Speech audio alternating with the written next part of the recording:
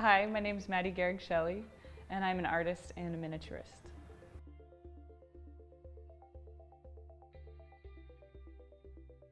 Miniature art is recreating a scene from everyday life in a very small scale. So anything in our world that's 12 inches tall would be 1 inch tall in miniature. And there's actually other scales too. There's something called half-inch scale and quarter-inch scale, which is the ratio of 12 inches to half an inch, 12 inches to a quarter of an inch. So my aunt Jane has created her career in miniature pottery for over 30 years now. And so growing up, I saw her create her little tiny worlds.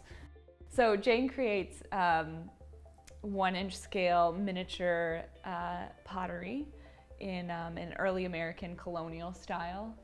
So I grew up watching her, going to her open houses, seeing collectors come and just, buy trays and trays of little miniature jugs and crocks and pitchers and, all like things that an early American might have had in their little cottage on the East Coast. And so I always knew miniatures were a thing, but I had never, didn't really understand it or understand how big it was, or never saw myself as participating in that world until the summer after I graduated high school. Jane invited me to her studio for a few weeks, couple months, I forget, but we were getting ready for her open house, which is one of her biggest sales of the year. And so I had my wheel right next to hers, and she would show me how she threw something, and I would copy, and we did that over and over and over again. And at night, she gave me her books on early American pottery, and I would look at those and get inspired, and then the next day we'd do it again. And that was a lot of fun. When I work in miniature, things like material are a little bit less precious because I'm using a smaller amount of it. And so I have worked in full scale pottery and felt very constrained by what the material could do and how much it cost and all those factors. And so in miniature, it's like I have a greater sense of creative freedom, even though I'm restricted by size, because I can play. I don't have to worry about wasting energy. I don't have to worry as much about,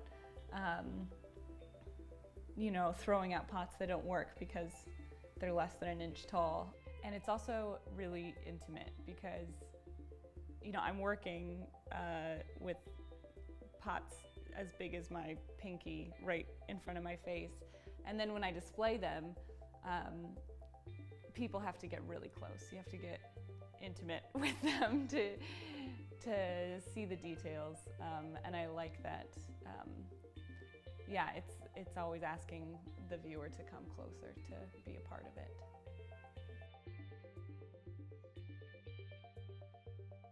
This is my little miniature potter's wheel.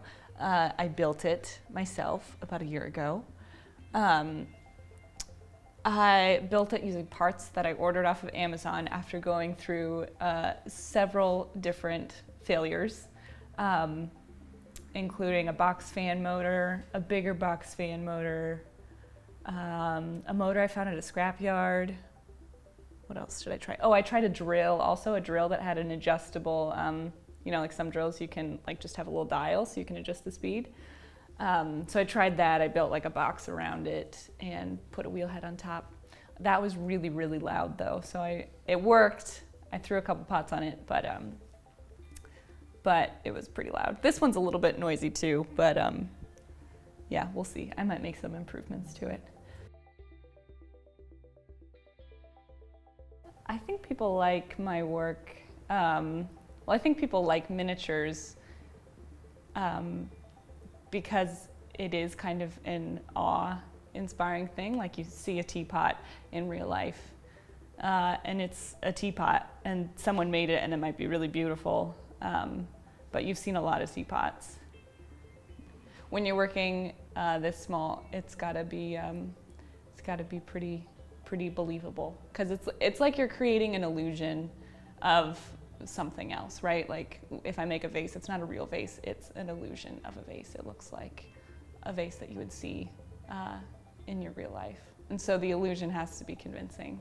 When a teapot's in miniature, you want to know how it was made or how it could possibly be that small. And then maybe you go home and you look at teapots a little bit differently, or you pay a little bit more attention to how they were made.